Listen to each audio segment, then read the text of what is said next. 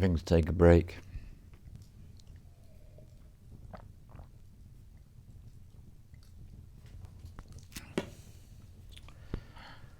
Well, I understand something now which I didn't understand before. I think I understand all this time. What I've been hoping that when I read this, I would realise it's all a crock of shit, and none of it actually happened. And of course, it's exactly the opposite. Oh my goodness me. Yeah, these things did happen. I think the only thing I'm permitted to say, so you all know I work with a whole bunch of guides and helpers, so I'm treading an incredibly fine line here. On the one hand, I cannot give you details which are going to cause you to go into a traumatized state yourself, because that's what can happen if you listen to someone doing this. I can't do that.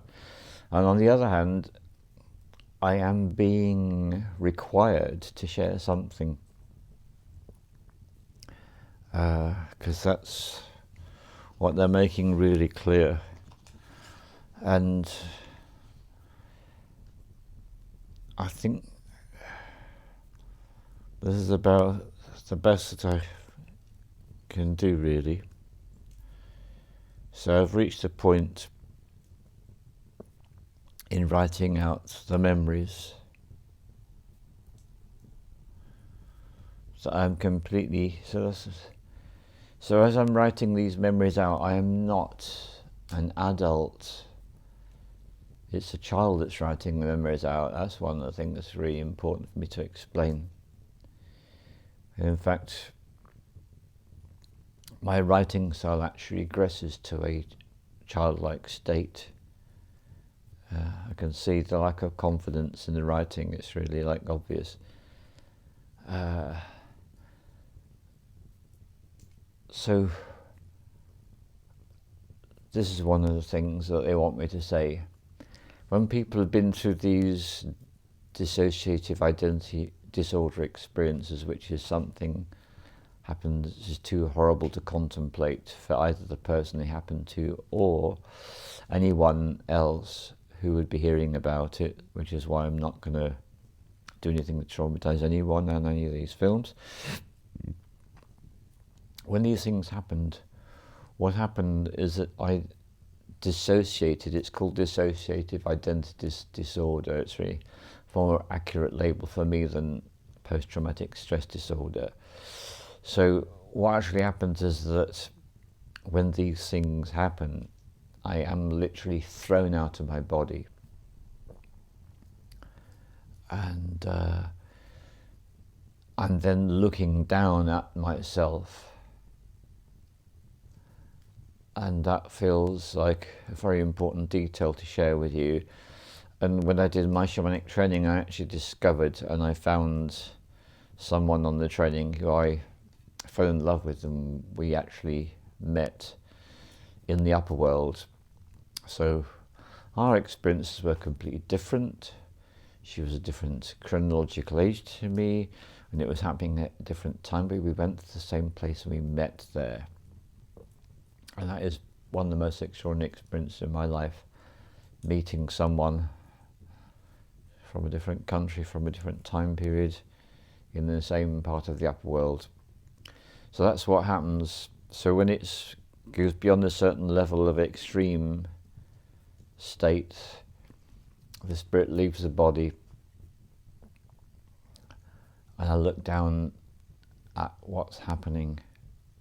And so that's what is being written about here. And what I write is that these experiences I'm being subjected to are creating a state of imprint vulnerability.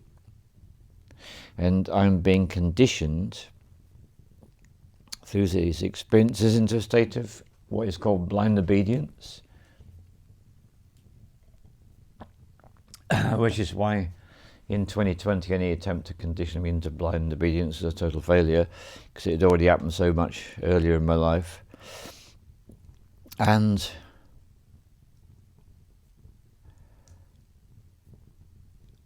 the blind obedience is all about doing what you're told.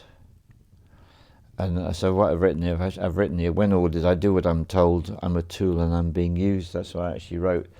So that was what it was all about. So when people go through experiences that other people could label as torture, they're not doing that to get information.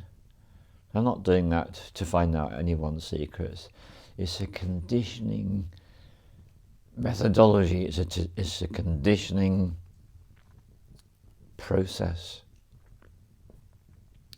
which conditions a person into blind obedience. That's what it's all about. So one of the reasons I'm making this film is because in 2020, people all over the world got the opportunity to experience dissociative identity disorder. And one of the ways this is affected is by doing what the Nazis did in the time leading up to before World War II. I think it's Goebbels that said, tell a lie often enough and everyone believes it. So that's what the Nazis did. They told lies often enough so everyone believed them. And that creates a dissociative identity disorder too, because that's another way. It's called mass formation psychosis, and it's creating blind obedience.